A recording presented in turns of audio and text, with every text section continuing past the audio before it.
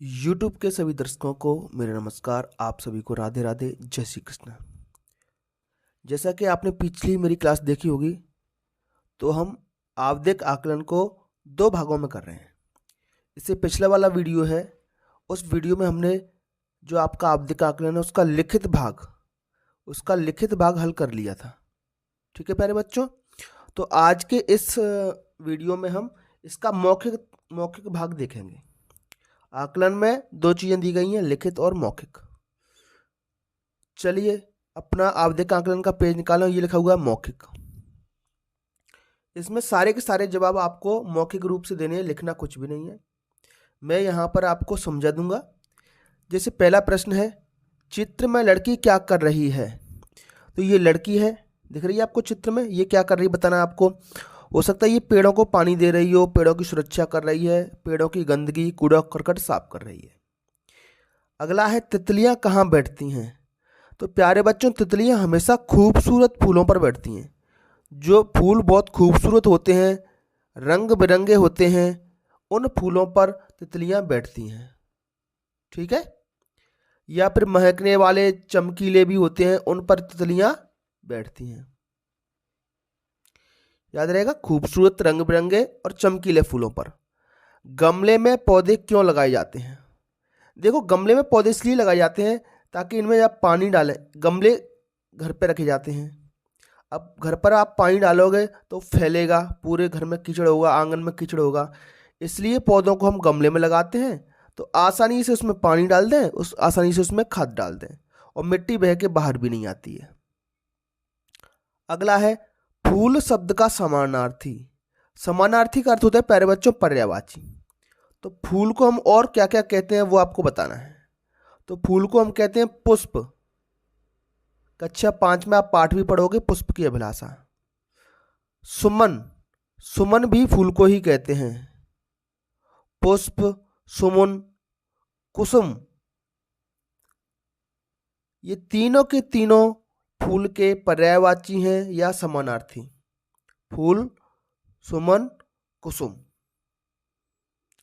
प्रसून भी कहते हैं, प्रसून।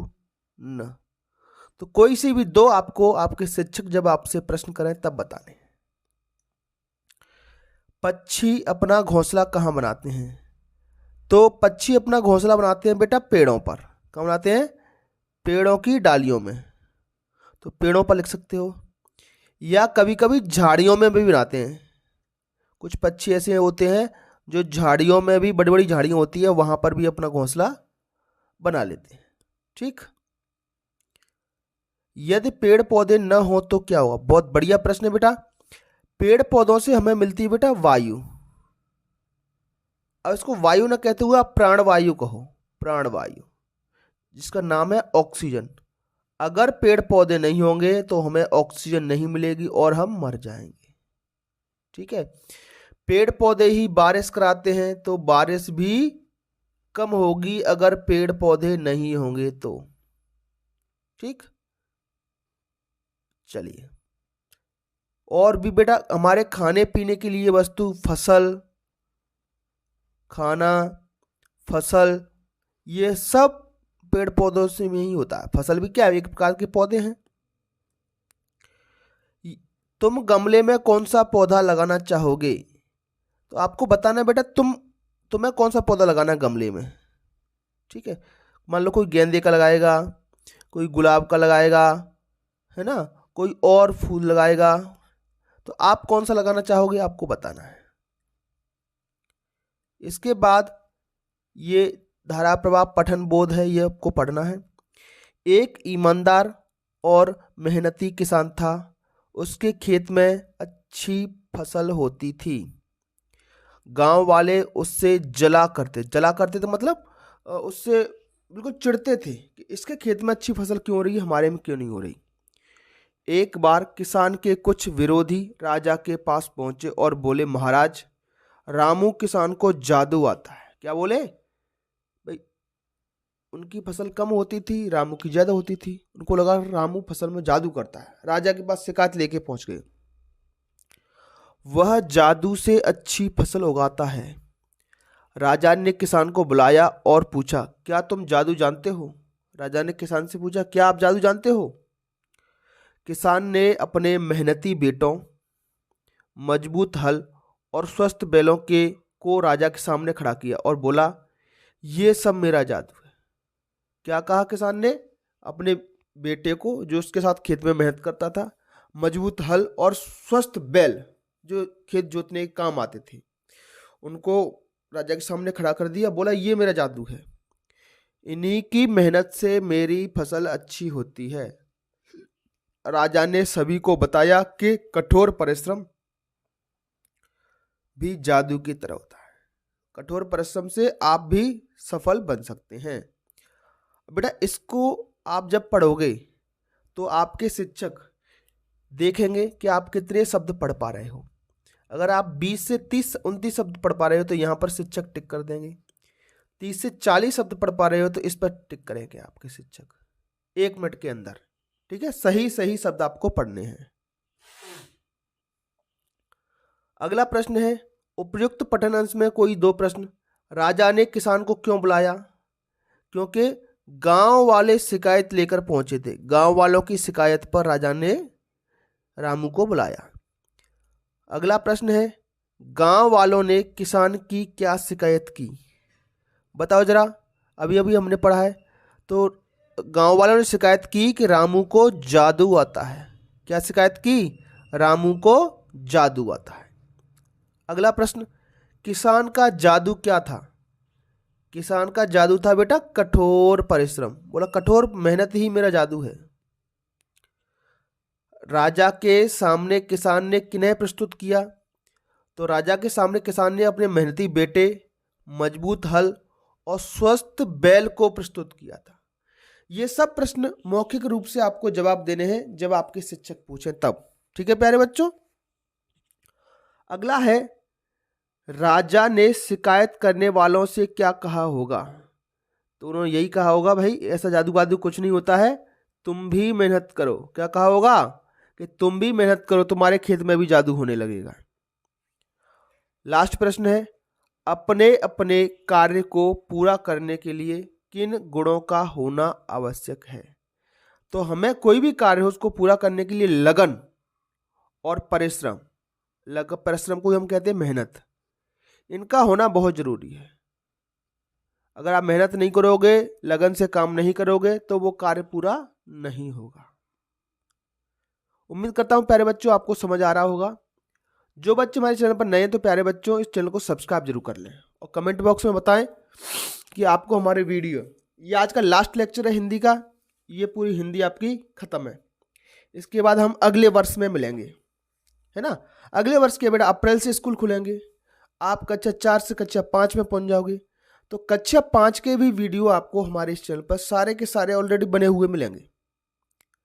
कक्षा 4 में इसी बार FLN आया था, FLN की अभ्यास पुस्तक इसी साल आई थी, तो इसलिए हमने साथ साथ इसको बनाया है। कक्षा 5 में एडगेड पुस्तक चलती है, तो उसके सभी विषयों के वीडियो हमारे चैनल पर उपलब्ध हैं। चलिए अगला प्रश्न है, अपनी पाठ्य पुस्तक भाषा भारती कोई 4 पंक्तियां सुनानी है कविता की। तो बेटा यहाँ पर मैंने आपकी जो पाठ्य पुस्तक है उसमें से कुछ कविताओं की 4 लाइनें यहाँ लिख दी हैं, तो कोई सी भी लाइन आप याद करके सुना सकते हो। आंख खोलकर सुबह सुबह मैं मन में कहता हूँ, प्रभु तेरा उपकार के मैं भारत में रहता हूँ। इनका अर्थ भी बताना है दूसरे प्रश्न में। तो प्रभु मैं जब सुबह उठता हूँ आंख खोलकर, तो मैं अपने मन में यह कहता हूँ कि प्रभु तुम्हारा बहुत उपकार है, मैं भारत में रहता हूँ। भारत भूमि मेरी मातृभूमि है, मैं भारत के योग्य बनना चाहता हूँ। मातृभूमि की प्रकृति, पशु, पुरुष सभी को अपना सगा गिनूं, ऐसी मुझे शक्ति दे दो। तो ऐसे हिंदी में भी अर्थ आपको बताना है। पहले तो ऐसा ऐसा लिखना है, फिर समझाना है कि क्या क्या लिखा गया है। ये लाइन आपकी, चू चू चू चिड़िया चहकी, मह मह मह कलिया महकी, पूर्व दिशा में लाली गोली भारत माँ बच्चों से बोली, ये भी आपकी पाठ्य पुस्तक की 4 लाइन है। तो इसमें कहा गया है कि चारों तरफ चिड़िया चू चू चू चू चहक रही है। अर्थ जैसे मैं बता रहा हूं बेटा, इसका अर्थ भी आपको बताना है। मह मह कलियां महकी, कलियों से बहुत अच्छी अच्छी खुशबू आ रही है दूर दूर तक। पूर्व दिशा में लाली गुली, इसका मतलब है पूर्व दिशा लाल हो गई है, सूरज निकल रहा है, उसकी वजह से पूर्व दिशा लाल हो गई है। ऐसा भारत माँ बच्चों से बोल रही है। देखो ये पंक्तियां हैं, आपको पूरे वाक्य बनाकर इसका अर्थ लिखना है, बताना है शिक्षक को। बाकी आप इनको भी बोल सकते हो, कौन करेगा मेरा आंगन हरा भरा खुशहाल, कैसे सुलझाओगे मेरा एक सवाल, हम खेतों में अन्न उगाकर कर देंगे खुशहाल, माँ हम हल से हल कर देंगे तेरा एक सवाल। तो कोई सी भी पंक्ति आप बोल सकते हो और उसका अर्थ जिस तरीके से मैंने वाक्य बनाए हैं उस तरीके से आपको वाक्य बना करके बताना है। अब बेटा वक्त है, आपने जो पाठ पढ़े हैं उन पाठों के प्रश्न कुछ आपसे आपके शिक्षक पूछेंगे। कोई सी भी 2 प्रश्न पूछेंगे, उनका जवाब आपको देना है। नेहरू जी ने नैनी जेल से अपनी पुत्री को उपहार में क्या भेजा? तो आपने ये अगर पाठ पढ़ा हो तो नेहरू जी ने नैनी जेल से अपनी पुत्री को उपहार में क्या भेजा था? एक पत्र लिखा था, है ना। उनकी बेटी थी इंदिरा गांधी, उनके लिए पत्र लिखा था। गोपाल चीते के पिंजरे के पास कैसे पहुंच गया? तो गोपाल चीते के पिंजरे के पास अपने मटरू जो बंदर था, मटरू को ढूंढते हुए पहुंच गया था। रानी दुर्गावती के शासनकाल को गोंडवाना का स्वर्ण युग क्यों कहा जाता है? क्योंकि उस समय रानी दुर्गावती के शासनकाल में सभी लोग खुश थे, राज्य ने खूब तरक्की की, है ना, और अपने देश की सीमाओं को बढ़ाया। पेड़ पौधे काटने से क्या नुकसान होता है? तो बेटा पेड़ पौधे काटने से क्या है? बारिश कम होती है ना, हवा शुद्ध कम हमें मिल पाती है। ठीक। भगत सिंह ने क्या कसम खाई थी? तो भगत सिंह ने अपने देश को आजाद कराने की कसम खाई थी। हम स्वदेश आजाद करेंगे कसम वीर ने खाई थी। ये लाइनें आपने पढ़ी होंगी भगत सिंह वाले पाठ में। तो अपने देश को आजाद कराने की कसम भगत सिंह ने खाई थी। गौड़ी जनजातीय कला को क्या कहते हैं? हरिश्चंद्र नाटक देखकर गांधी जी क्यों प्रभावित हुए? तो गांधी जी हरिश्चंद्र नाटक उन्होंने बचपन में देखा था, उनके सच बोलने की जो आदत थी हरिश्चंद्र की, उससे गांधी जी बहुत प्रभावित हुए। प्रश्न नंबर 5 देखते हैं। यहां पर भी आपको प्यारे बच्चों अपने स्वयं के जवाब, जैसे यदि आप नदी होते तो क्या करते, यदि आप पुस्तक होते तो क्या करते, पुस्तक होते तो हम रंगीन होते, रंगीन पुस्तक बनाते, बहुत सारे उसमें चित्र होते, उसका पेज मजबूत होता, हम पुस्तक को इस तरीके से बांधते कि वो फटे नहीं, है ना। इस तरीके से मेरा प्रिय पेड़, अपने प्रिय पेड़ के बारे में बताइए। मान लो किसी का प्रिय पेड़ इमली है, तो मेरा प्रिय पेड़ इमली है, इमली की छाँव अच्छी होती है, हम इमली के पेड़ के नीचे खेलते हैं, है ना। इमली खाने में मुझे बहुत अच्छी लगती है, इमली सूखने के बाद मीठी लग जाती है, ऐसे बता सकते हो। आम के बारे में बता सकते हो। सच्चे दोस्त, अपने दोस्तों के बारे में भी आप बता सकते हो, है ना। जंगल की सैर आपने करी है तो उसके बारे में, अपने मन में जो आ रहा है उसको शिक्षकों के सामने कहेंगे वाक्यों के रूप में। मात्र 5 वाक्य बताने हैं, ठीक है। तो बेटा यहां हमारा सिलेबस खत्म होता है। सॉरी, थोड़ा सा सर्दी हो गई है मुझे। तो यहां पर हमारा सप्ताह 30 खत्म होता है, ये हिंदी का पूरा सिलेबस खत्म हो गया। तो बच्चों आपके परीक्षा के लिए आपको बहुत बहुत शुभकामनाएं, अच्छे से पेपर दें। Thank you.